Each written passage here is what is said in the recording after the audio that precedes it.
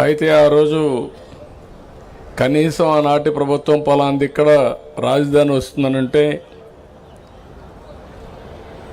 ఎట్లా కట్టాలని ఆలోచించేవాళ్ళం. రాజధాని ఎక్కడ వస్తుందో చెప్పకుండా ఒక కమిటీ వేసి, రెండోది దానికి కావాల్సిన జాగా కూడా లేదు మనకు. మీరు గుర్తుపెట్టుకోవాలి. అలాంటి సమయంలో మన ఆలోచన విధానం ఏం చేయాలని ఆలోచించినప్పుడు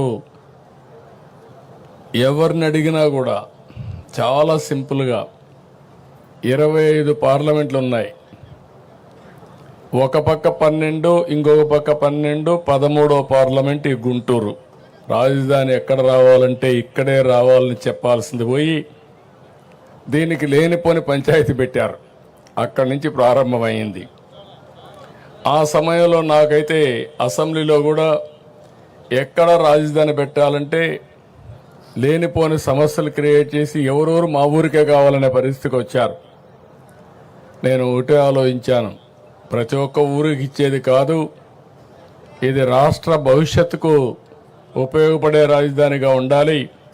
అందుకే నా నిర్ణయం ఆ రోజు దీనికి సరైన ప్లేస్ వచ్చి విజయవాడ గుంటూరు మధ్యలో అని చెప్పి నిర్ణయం చేశాం మొట్టమొదటిసారిగా.